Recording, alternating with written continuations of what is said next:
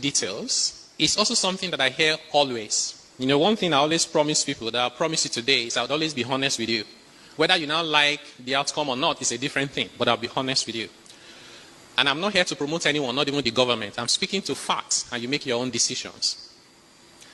Many people would ask today, and I saw it during the recent MBA conference in Enugu, they will say, is your life better today than it was 2 years ago? Of course, the answer would be a resounding no. But the problem is not with the answer, the problem is with the question. The question presupposes that if we did nothing and maintained the status quo as it was as of May 2023, that our life today will be exactly the same as it was 2 years ago. And a liter of petrol will be the same amount. A bag of rice will be the same amount. Exchange rate of dollars will be the same amount. Guess what? That is the biggest fallacy. If government had not introduced the reforms that they introduced in the past 2 years, the picture will look like what you have on the screen. As at May 2023, I tried to use traffic colors. Nigeria was amber, waiting to turn red. You know amber can turn to green, but this was amber turning red.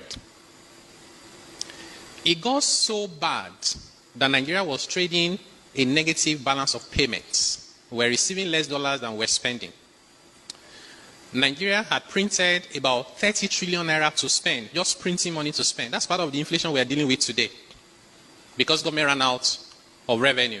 We spent 97% of federal government revenue to service debts, which meant everything else we did, from paying salaries to overhead to capital, we borrowed. We didn't borrow at lower digit interest rates. They were high 20s.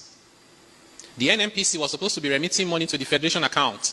NNPC said the government was owing them money. How? Because all of our entitlements, NNPC used it to subsidize PMS. It wasn't enough.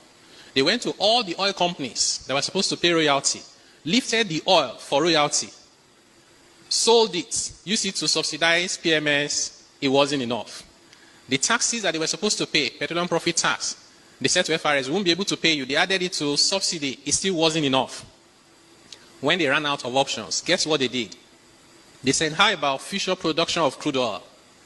NNPC began, and this is not Africa magic, I'm telling you real life.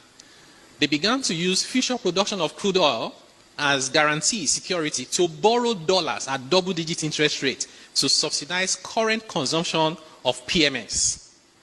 They did it so much so that today that I speak to you, we can barely boast of equivalent of 200,000 barrels per day that is unencumbered for Nigeria. That 200,000 barrels that was left, in my estimation, was less than 6 months of headroom. If this reform had not been done by May, by the end of 2023, you know what will happen naturally? Once you exhaust your future production and you can't print dollars, you will not be able to bring in any refined products. This is a situation like what happened in Sri Lanka. You hold 10,000 naira, you pray to God to find 1 liter of petrol to buy. There will be no Dangote refinery because there's no way that business will survive if you have to sell at 160, 180, 200 and go and pray to God for government to pay you subsidy that they had no money to pay. The economy was grinding to a halt, and it